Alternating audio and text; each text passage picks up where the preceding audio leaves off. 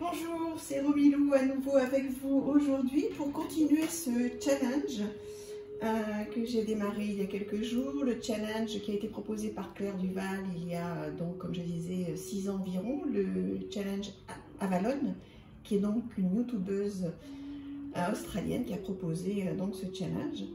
Et donc, comme je vous l'ai dit la dernière fois, donc il se compose en 29 questions. On en a fait 5 la dernière fois. Pour ceux qui tomberaient sur cette vidéo, n'hésitez pas à aller voir les 5 premières questions. Et on continue aujourd'hui avec 5 autres questions.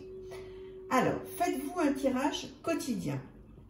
Alors moi, oui, je fais un tirage quotidien avec le tarot, mais pas un tirage long. Je me fais un tirage, alors ou le matin ou le soir, de temps en temps entre midi et 2, puisque j'ai la chance de faire pas mal de télétravail, et je me fais un tirage, donc pas forcément toujours avec une question, des fois c'est juste voilà, mon énergie du jour. En règle générale, j'en fais un par semaine avec une vraie question. Et puis donc le reste du temps, oui effectivement, c'est souvent quelle va être mon énergie de la journée, voilà, ou de demain quand je le fais le soir, quelle va être mon énergie de demain.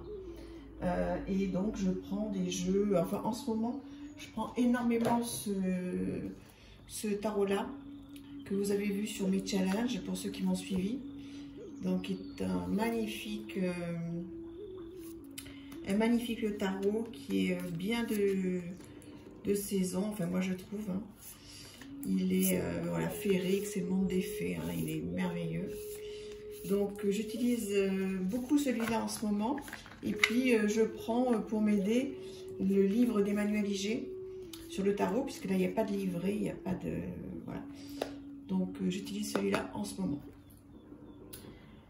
7e question, faites-vous un journal de tarot et si oui, quels en sont les avantages? Alors, oui, effectivement, je fais plein de journaux de tarot parce que je trouve que c'est primordial. Alors, on ne va pas rentrer dans le détail, hein, mais voilà, je les customise, je fais plein de choses avec au regard voilà, de toutes les questions que je me pose. Donc voilà, j'ai celui-ci que j'ai démarré donc pour le dernier challenge. Voilà, et puis j'ai celui-ci aussi qui est très très beau. Voilà, que j'avais acheté sur les éditions Atlantis. C'est Marie Beignet qui faisait ça, donc des petits blocs-notes magnifiques. Donc oui, effectivement, donc je tiens un journal. Et quels sont les avantages? C'est qu'en fait, déjà, rien que de poser sa question par écrit, d'y répondre par écrit d'abord sur l'intuition, ce que l'on ressent de la carte, suivant l'humeur dans laquelle on est au moment où on tire le tirage, où on tire les cartes. Noter effectivement les mots-clés, etc., ce que l'on ressent, comment on peut avancer, comment on peut répondre à notre question. Et puis après, moi j'y reviens, mais j'y reviens pas forcément 3 jours ou une semaine après, hein.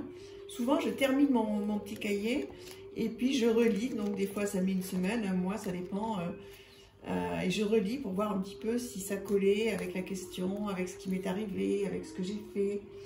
Et j'adore faire ça parce que du coup, il y a beaucoup de solutions que j'ai trouvées à certains problèmes que j'avais, que j'ai,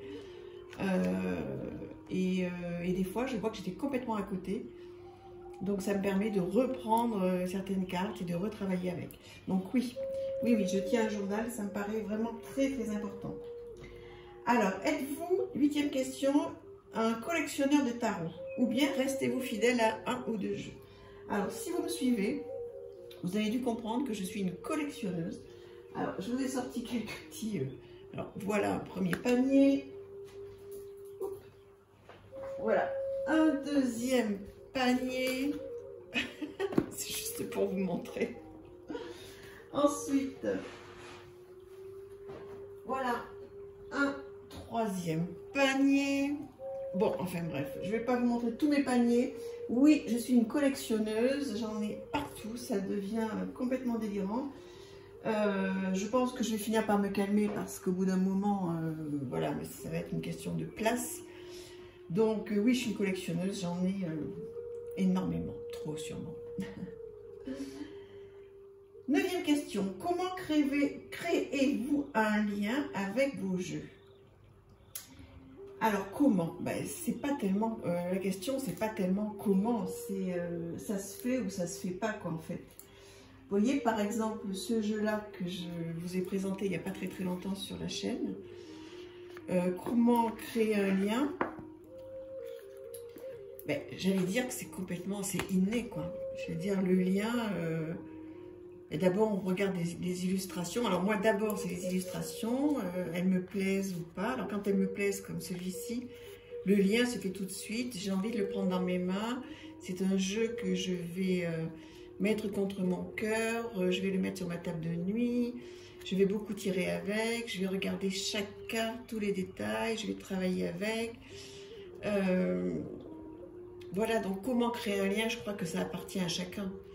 Moi, voilà, effectivement, donc la question aujourd'hui, c'est moi, comment je crée un lien.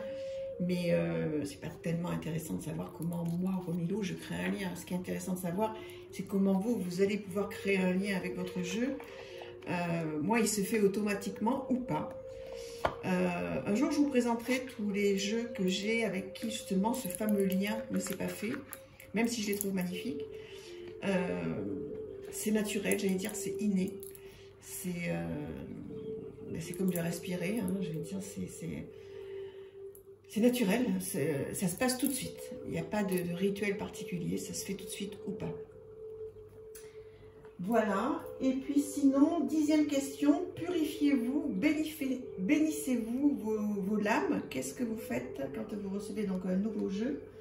Alors, pour tout vous dire, au début, lorsque j'avais un nouveau tarot, voilà, par exemple, celui-ci, je l'ai reçu il y a quelques semaines. Au début, il y a quelques années, ben, je faisais tout bien, enfin, soi-disant. Je prenais chaque lame, je la passais sous de l'encens, du Palo Santo en règle générale, j'adore l'odeur, je passais toutes les cartes sous du Palo Santo. Puis ça me prenait un temps fou, alors après, il y avait une odeur merveilleuse qui restait dans les cartes, c'est clair. Ça me prenait trop de temps. Ensuite, j'ai commencé à prendre tout le jeu, à l'ouvrir comme ça et à passer du Palo Santo comme ça, un petit peu partout. Et puis maintenant, je purifie pas forcément tous mes jeux. Je fais comme je sens. Alors en revanche, ce que je fais régulièrement, c'est que je passe du Palo Santo sur tous mes jeux et dans ma bibliothèque. Vous voyez, voilà comme ça. Je prends du Palo Santo et j'en passe sur toute ma bibliothèque, donc pendant 2-3 minutes, la fenêtre grande ouverte, et ou sur mes petites corbeilles que vous avez vu tout à l'heure, je passe effectivement du Palo Santo. Voilà, de manière générale, régulièrement, je le fais sur l'ensemble de mes jeux. Après, honnêtement, maintenant, je ne le fais pas sur tous. Je le fais sur certains, quand je le sens aussi, mais pas sur tous parce que j'en ai trop et ça me prendrait trop de temps. Donc, voilà pour la 10e question. J'espère que ça vous a plu, dites-moi. N'hésitez pas, d'ailleurs, je ne vous l'ai pas dit la dernière fois, n'hésitez pas à faire ce challenge, ça serait génial. Voilà, bah écoutez, tout ça, c'est des jeux que je vous montre, voilà. Je vous embrasse très fort. À bientôt pour la suite des autres questions. Au revoir, merci.